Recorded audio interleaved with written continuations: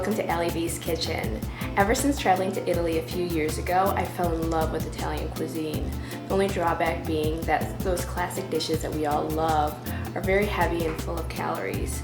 I don't think you should ever deprive yourself when it comes to food, so for this reason, I've updated some of the classics with a healthy twist to make them a little bit lighter so you can enjoy your favorite dishes every day guilt-free.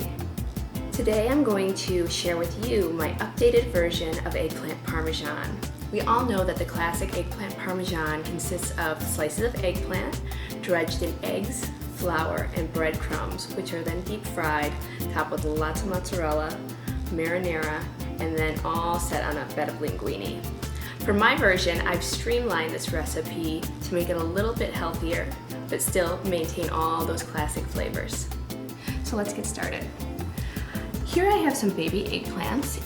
Baby eggplants are just a smaller version of the regular eggplant. If they're available in your grocery store, I would pick them up. They tend to be a little bit sweeter. One thing you definitely need to know about eggplants is that they can be a little bitter.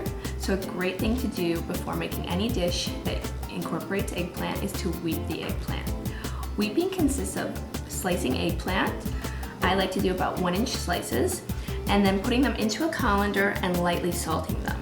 You let them rest for about 20 minutes, and all the water that's held inside of the eggplant that's making it bitter is going to drain out, and you're going to be left with just the good stuff. So as you can see, I've already weeped my eggplant, so we're ready to go. So I have a few 1-inch slices here, and then I'm going to just take one and dip it into some egg whites. So I'm skipping on the egg yolks today in order to save on some calories and some cholesterol.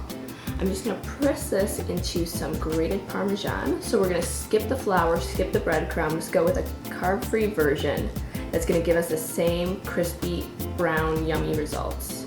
So you just wanna shake off the excess cheese here and then place it onto a cookie sheet. So once you have all of your eggplant on your cookie sheet, you wanna grab the cookie sheet and place it into a preheated oven at 400 degrees. So we're gonna leave those in there for about 10 minutes. You wanna flip them about halfway through so that way each side gets nice and crispy and brown. Next, we're gonna grab our marinara. If you have a favorite canned marinara, I suggest you use it. Personally, I like to make my own homemade marinara, freeze it, and then use it for later. I just defrosted some marinara that I made that I had in the freezer, so I'm ready to go. I'm just gonna take this and put it into a small saucepan, heat it over medium-high heat until it comes to a little boil or a bubble, and then I'm going to take it off and we'll be ready to go. So by now our eggplant should be ready, so let's take a peek, see how they look.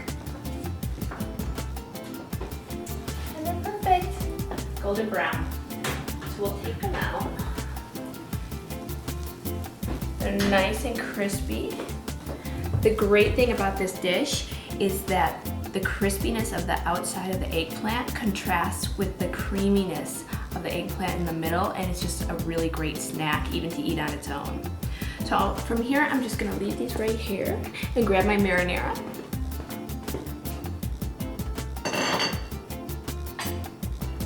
We just wanna spoon a little bit of the marinara onto each of our eggplant slices.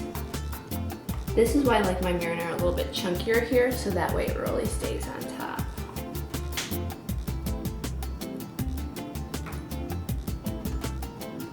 So, to finish off our plate, we're just gonna grab a little bit of mozzarella and cut this into some thin slices and place one little slice on top of each eggplant stack.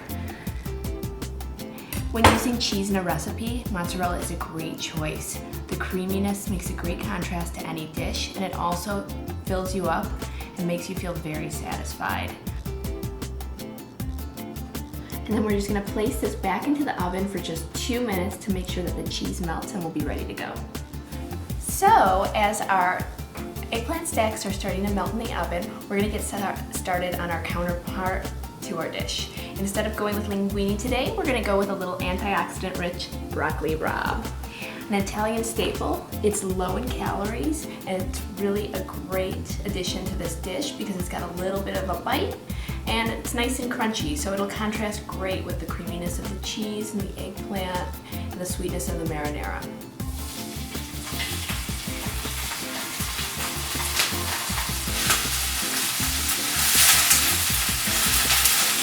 If you blanch your broccoli rabe ahead of time, you're only going to have to cook it on the stove top for maybe a minute or two just to heat it through and infuse the flavors.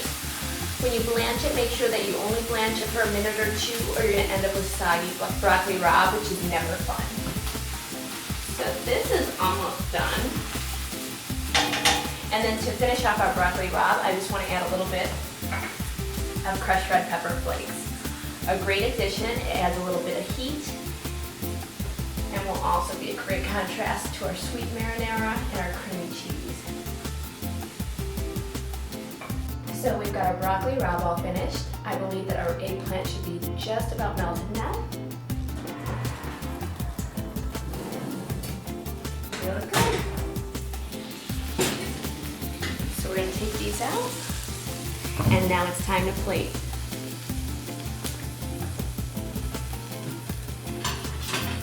I'm going to grab a little bit of broccoli rabe, add it to our dish.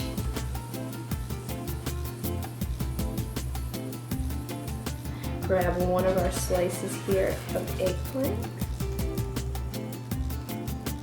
Add it on right like that. And I've done a little chiffonade on some nice fresh basil to give that dish a little freshness. And I think we are ready for a taste. See how we did.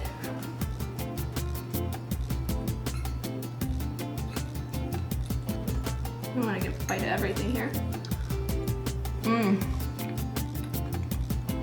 Great. Same classic flavors, but you can enjoy it guilt-free. Thank you again for joining me. Hope you check out some of my upcoming videos, and I'll see you soon.